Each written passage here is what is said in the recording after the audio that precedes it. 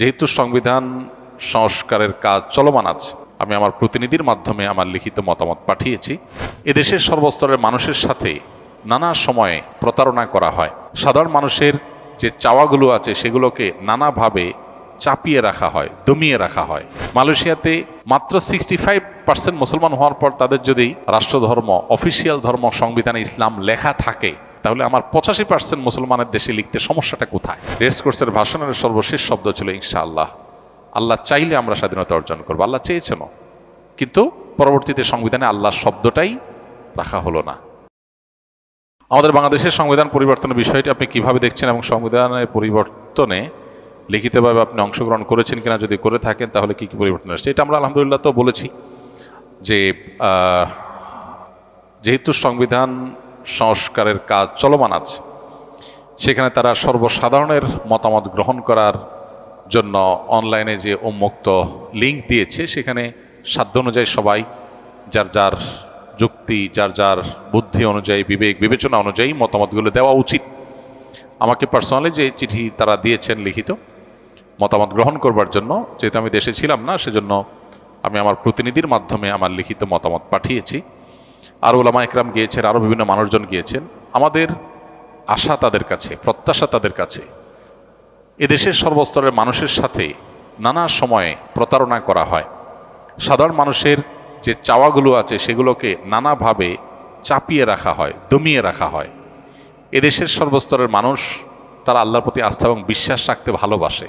তারা বিসমিল্লাহ দিয়ে প্রত্যেকটা কাজ করতে এদেশের বিষয়ক মানুষ পছন্দ করে। সংখ্যাগরিষ্ঠ মানুষের চিন্তাধারা এটা সংবিধানে প্রতিফলিত হবে, এটাই স্বাভাবিক। মালয়েশিয়াতে 65% মাত্র মুসলমান, মাত্র 65%। আমাদের দেশে 80-85% মানুষ মুসলমান বা তারও বেশি।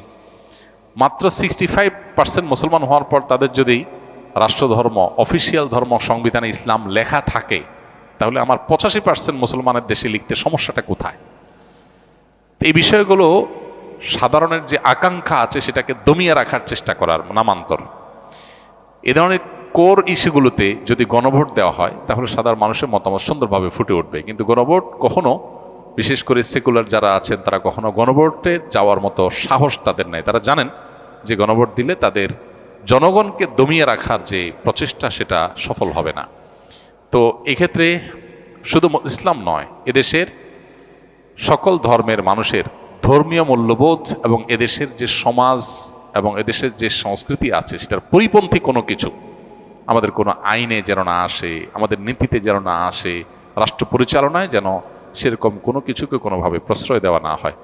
এসব বিষয়গুলোতে আমরা লিখিত আমাদের মতামত জানিয়েছি এবং আমি মনে করি এটা আমার নয়, এদেশের লক্ষ লক্ষ কোটি কোটি মানুষ, ধর্মপ্রাণ মানুষের মতামত। অনেকে এখানে একটা কথা বলেন যে মুসলমানদের ধর্মবিশ্বাস, আল্লাহর প্রতি আস্থা বিশ্বাস যদি লেখেন, তাহলে হিন্দুরা বা অন্য ধর্মের যারা আছেন তারা এই সংবিধান পড়লে কিভাবে পড়বেন?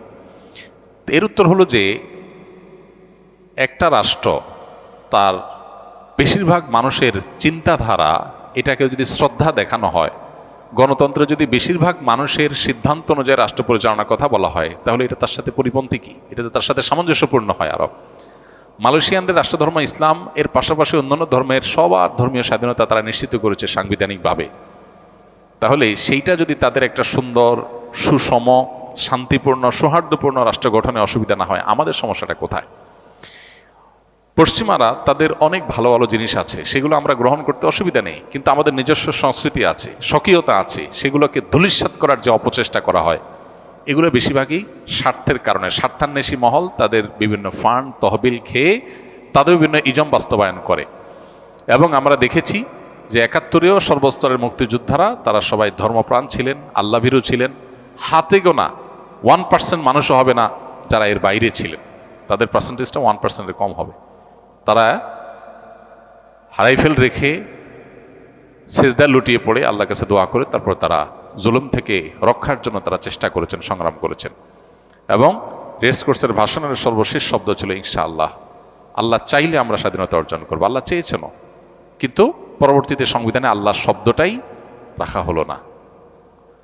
তো এই যে জনগণের আকাঙ্ক্ষার বিপরীতে কাজ করা, এটা অনেক দিন থেকে চলে আসছে। আমরা আশা করব যে এইবার অন্তত সংবিধান সংস্কারে সংস্কারের সময় সাধারণ মানুষের পালস বুঝে সাধারণ মানুষের যে আপনার আকাঙ্ক্ষা আছে সেটা যেন প্রতিফলিত হয়, সেটা আমাদের প্রত্যাশা হবে। তারা কতটা পারবেন বা করবেন সেটা আমরা জানি না, আমরা আমাদের চেষ্টা করেছি এবং সর্বস্তরের মানুষেরও চেষ্টা করা উচিত। আমরা দোয়া করি আল্লাহ রাব্বুল আলামিন আমাদের এই প্রিয় মাতৃভূমিটাকে সকল ধর্মের মানুষের জন্য নিরাপদ আবাসভূমি হিসেবে এটাকে গ্রহণ করুন। আমাদের এই দেশে মানুষ যতটা ধর্মীয় সম্প্রীতিতে বিশ্বাস করেন, পৃথিবীর কোনো অঞ্চলের পশ্চিমাদেরও আসলে অত বড় গাল নেই, অত বড় তাদের সুযোগ নেই যে তারা আমাদেরকে নসিহত করবে যে ধর্মীয় সম্প্রীতি এটা সৃষ্টি করবার জন্য তোমার সংবিধানে সেকুলারিজম লিখতে হবে। কোনো প্রয়োজন নাই। আমাদের দেশে মানুষ যে পরিমাণ শান্তিপ্রিয়, অন্য ধর্মের মানুষ যেরকম এখানে সুন্দরভাবে বসবাস করতে পারে, পশ্চিমাদের পৃথিবীতেও মুসলমানরা এতটা শান্তিতে এতটা নিরাপদে তাদের কাজকাম করতে পারে না। সো আমাদের এখানে তাদের চাপিয়ে দেওয়া বস্তা পচা সস্তা বা অযৌক্তিক বা আমাদের এই অঞ্চলে মানুষের চিন্তাধারার সাথে যায় না সে ধরনের বিষয় আশয়গুলোকে এখানে সংবিধানে বা আমাদের রাষ্ট্রের কোনো জায়গায় চাপিয়ে দেওয়া মোটেই যৌক্তিক হবে না।